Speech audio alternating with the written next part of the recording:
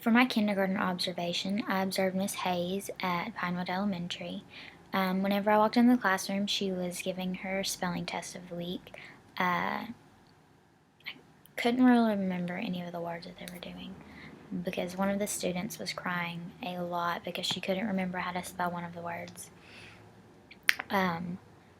Miss Hayes went over to her, assured her everything was okay, she just needed to try her hardest, and went along with administering the test. Well, the little girl kept crying, so Miss Hayes just decided to put the test on hold and they'd finish it the next day. Um, after after she finished and took up all the exams for the day, she had the students put away their things so they could get ready for carpet time. And if the students were acting well and they did as they were told, they were awarded dojo points, which is something that the Pinewood teachers all use. It's an app that you can use and you can reward points for good behavior, for turning things in on time, just for doing a nice deed. It's kind of a neat thing instead of being like, oh, well, you clipped down or something like that. You can just take away points, and I feel like that it'd help the students not to feel like they were a complete disappointment. At carpet time, they were reading a book. Miss Hayes questioned them on the different parts of the book, the different roles of the author and the illustrator, what they did, and also during carpet time, it was really interactive with her students. She was really interactive with her students. There was something about in the book, it was if you give a cat a cupcake, and the cat was doing a happy dance because they got a cupcake with extra sprinkles. So she had some of the students stand up and dance to their favorite happy dance or something like that. It was really evident that Miss Hayes really enjoys her job. She loves her students, and that definitely shows through them as well because whenever she had previously asked her students to put things away, one of the students had just a great amount of things on his desk and he couldn't get it all put up in time. So one of his friends came over and helped him put it all away, and I thought that was really sweet. Miss Hayes rarely raised her voice. I think she raised it once just because the students were so loud she couldn't speak over them, but she was very slow to get angry. I really thought that was awesome because first of all, you're working with little children, so they don't need to see a side like that, and they're going to model the behavior that they see and learn. She did an awesome job at actually interacting with the children that were in her class. She wasn't, she didn't just sit at her desk and do nothing. And it was a really great opportunity for me because whenever her students were in center time before I left, she actually sat down and talked to me and asked me why I wanted to be a teacher, and kind of just got to know me a little bit and assured me that if I ever needed any advice or information that she'd be there in a heartbeat to help me. So I think that's probably my favorite observation that I've done so far. For my first grade observation, I observed Miss Lisa Buchan at Pinewood. As soon as I walked in, I immediately knew that this was going to be a great observation.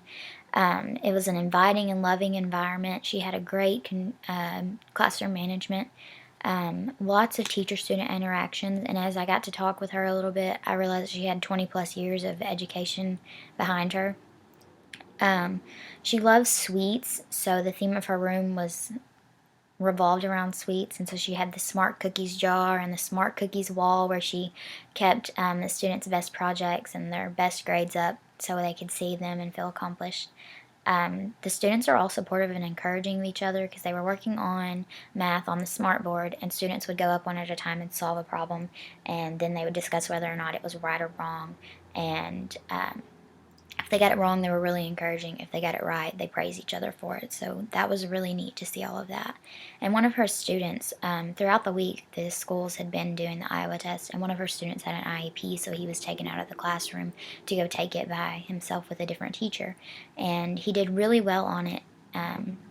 So she has these emails set up with her students' parents, and she corresponds with them throughout the day. And his parents responded back and said that they were so proud of him and that couldn't wait to hear all about it. And so she showed him that message, and it really, just to see that look on his little face was just awesome, just because he's getting that praise from both his teacher and his parents, and that is so important. Overall, I really enjoyed Miss Buchan's class as well, just because it was refreshing to see a teacher actually interact with her students rather than just sit at her desk or yell at them the entire time. For my second grade observation, I was with Miss Dykes at Pinewood Elementary. Whenever I first walked in, I could kind of tell that it wasn't going to be my favorite observation just because some of the classrooms there, they don't have walls, and for me that's very distracting. So I know for some students that may have ADD or ADHD or just terrible concentration abilities, that would be very hard for them. So I didn't really like that, and on top of that, she was not organized at all. Her classroom had no rhyme or reason, and something that didn't make sense was their entire classrooms are made up of shells that make the makeshift walls. So I feel like everything should have a place, or at least some kind of organization going on, but it did not, and it kind of gave me I didn't like it at all.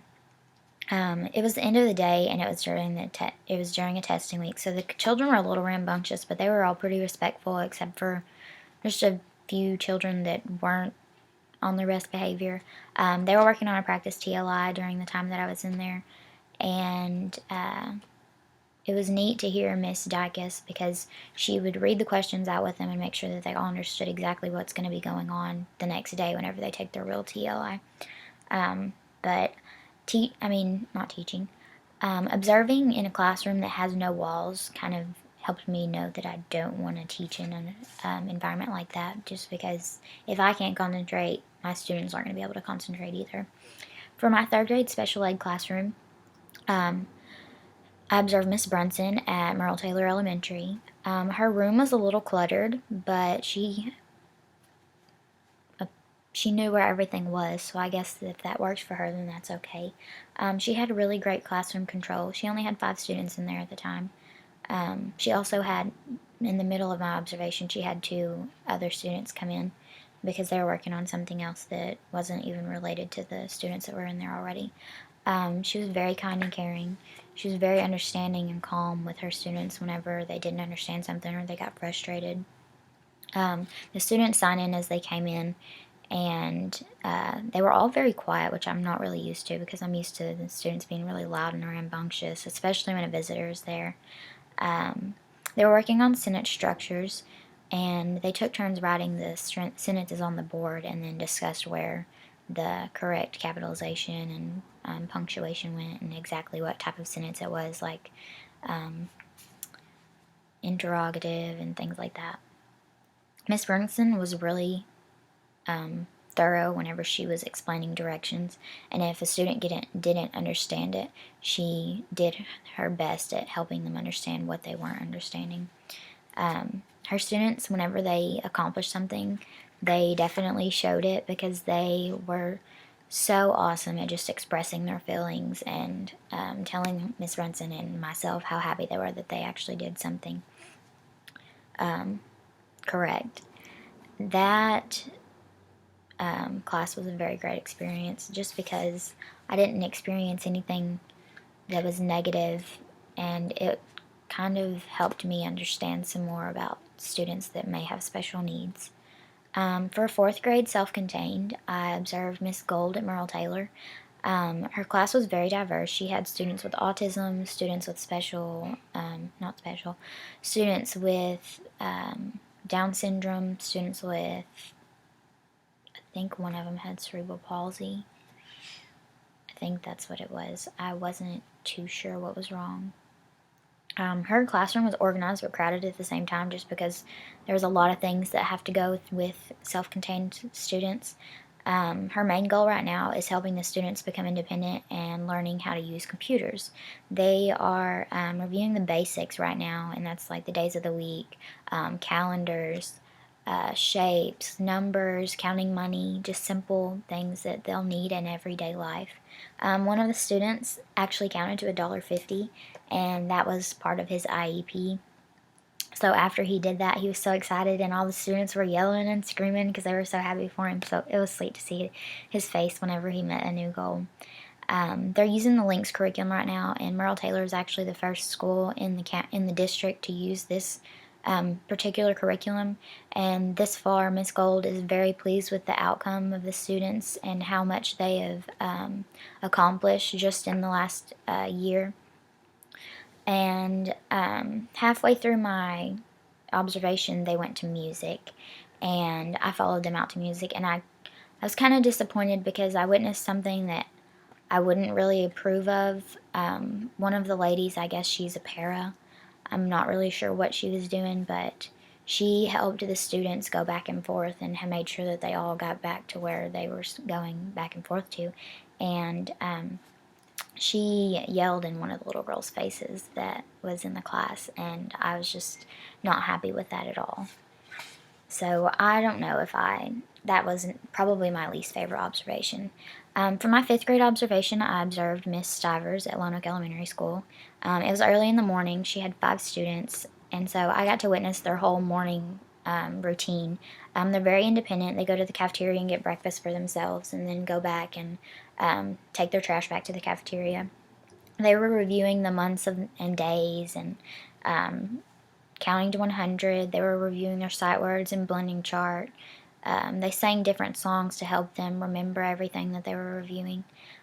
She has a board on, or a page on the smartboard that says, "What do I need today?" and it has all the materials laid out for the students so they can read what they need to get out in the order that they'll be doing it.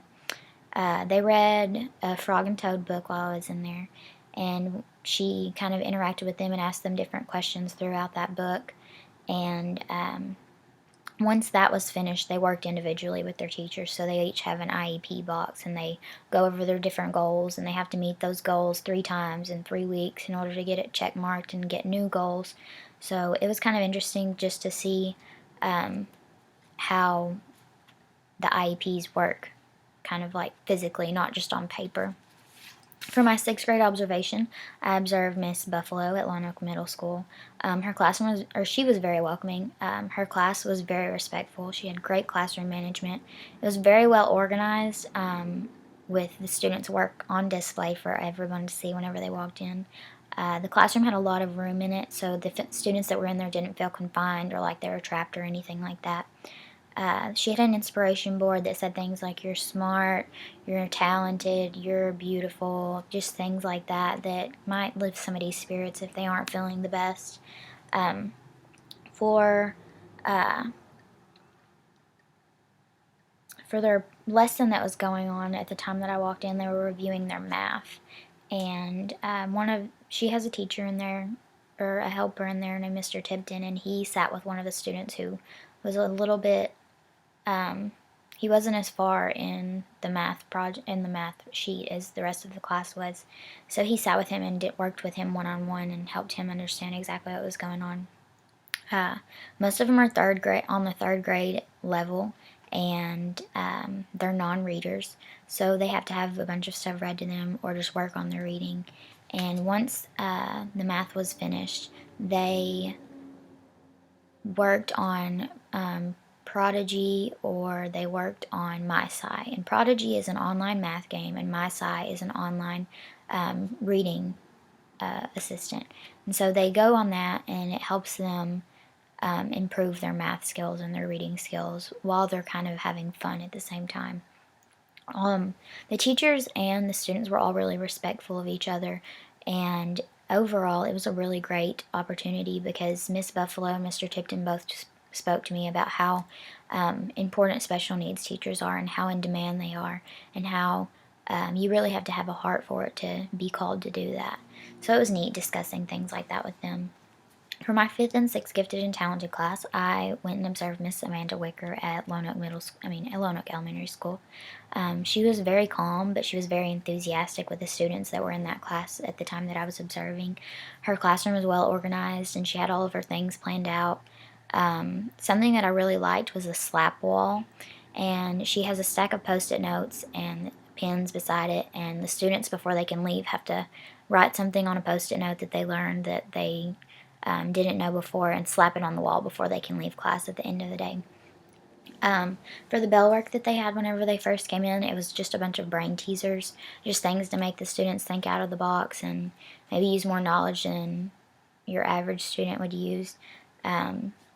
Once they finished this brain teaser as a group and went over it, they started working on their projects. The projects they were working were Prodigy or Protege, and Lego Storm. Lego Storm is a project where they build robots and program them to perform different tasks. And then Prodigy is actually this worldwide project that's going on between middle schoolers and elementary schoolers everywhere. And it's basically a project to figure out some kind of new invention to help cut back on house fires. She had great classroom management, and I really enjoyed hearing her students, just even just hearing their intellectual conversations, just to see how smart they are. And it really helped me understand more about my sister, because my sister was a GT student in elementary school. They don't have it in middle school now, but it kind of helped me realize that she's not the only kid out there that is so intelligent that it's strange, but it's awesome. So it was a great experience as well. For my inclusive side, I went to the Lone Oak, what was it? Lone Oak Exceptional School. That's what it was. Sorry. It was a great place to observe. The teachers were very loving towards their students. They were in the process of reorganizing their classroom, so it wasn't very organized when I was there. They had multiple centers, and each one had all the correct amount of toys in it that is required by DHS. While I was there, they were singing the Clippity Clap song, and during this Clippity Clap song, they sing everybody's names and say hi and bye as they go past their houses. So the students really loved that song. After we finished our song, they started reviewing their shapes and their colors and the days of the week and days of the month and what day it is today. And once they finished reviewing and they had their snack, they got free time in the gym. So I just followed them to the gym and played in there with them and got to watch how they interacted. So it was a great experience there as well. If I ever had a special needs student or a child, I would definitely send them to Lone Oak Exceptional, just because I felt like they were all well taken care of. So that is it. Thank you.